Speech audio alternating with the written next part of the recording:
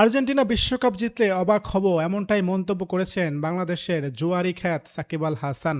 এবারের বিশ্বকাপে নিজের প্রিয় দল আর্জেন্টিনা শিরোপা জিতলে অবাক হবেন বলে মন্তব্য করেছেন বাংলাদেশ জাতীয় ক্রিকেট দলের সাবেক অধিনায়ক ও বিশ্বসেরা অলরাউন্ডার সাকিব আল হাসান। বর্তমানে যুক্তরাষ্ট্রে অবস্থান করা এই তারকা ক্রিকেটারের মতে এবারের আসরে স্পেন ও ফ্রান্স সবচেয়ে শক্তিশালী দল।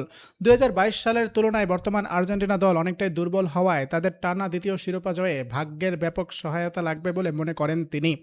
বিশ্বকাপের রাউন্ড অফ ৩২-এর খেলা শেষে টুর্নামেন্টের গতিপথ নিয়ে নিজের এমন পর্যালোচনার কথা জানিয়েছেন সাকিব। কট্টর আর্জেন্টিনা সমর্থক হিসেবে পরিচিত এই ক্রিকেটার জানান, প্রিয় দল চ্যাম্পিয়ন হোক সেটি তিনি মন থেকেই চান। তবে বাস্তবতার নিরিখে এবার তাদের হাতে শিরোপা উঠলে সেটি তার কাছে বিস্ময়করই মনে হবে। কারণ হিসেবে তিনি লিওনেল মেসির উপর দলের অতিমাত্রায় নির্ভরশীলতার বিষয়টি উল্লেখ করেন। বয়সের ভারে থাকা মেসির ওপর পুরো দলের এই নির্ভরতাকে তিনি দলগত দিক থেকে দুঃখজনক হিসেবে আখ্যায়িত করেছেন। তবে ব্যক্তিগতভাবে মেসির ছন্দে থাকাটা উপভোগ করেছেন বলেও জানান এই অলরাউন্ডার। সার্বিক বিশ্বকাপ পরিস্থিতি নিয়ে সাকিব জানান, দক্ষিণ আমেরিকা ও আফ্রিকার দলগুলোর দারুণ পারফরম্যান্সের কারণে এবারের আসরটি বেশ রোমাঞ্চকর হয়ে উঠেছে।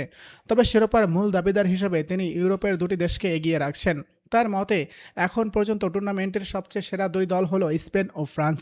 মেক্সিকো সহ আরও কয়েকটি দল ভালো করলেও শেষ পর্যন্ত শিরোপা ফ্রান্স বা স্পেনের কারো হাতে উঠবে বলে তিনি জোরালো সম্ভাবনা দেখছেন। এদিকে এর আগে গ্যালারিতে চিরপ্রতিদ্বন্দ্বী ব্রাজিলের জার্সি গায়ে সাকিবের উপস্থিতি নিয়ে ভক্তদের মাঝে বেশ আলোচনা ও বিভ্রান্তি তৈরি হয়েছিল। এই বিষয়ে অবস্থান পরিষ্কার করে তিনি জানান, সেদিন মাঠে ব্রাজিল ও মরক্কোর মধ্যকার ম্যাচ ছিল। রবিন নামের এক পরিচিত ব্যক্তি তাকে ওই ম্যাচের টিকিট ও জার্সি উপহার দিয়েছিলেন। কেবল সেই কারণেই তিনি ব্রাজিলের জার্সি গায়ে মাঠে গিয়েছিলেন বলে নিশ্চিত করেছেন।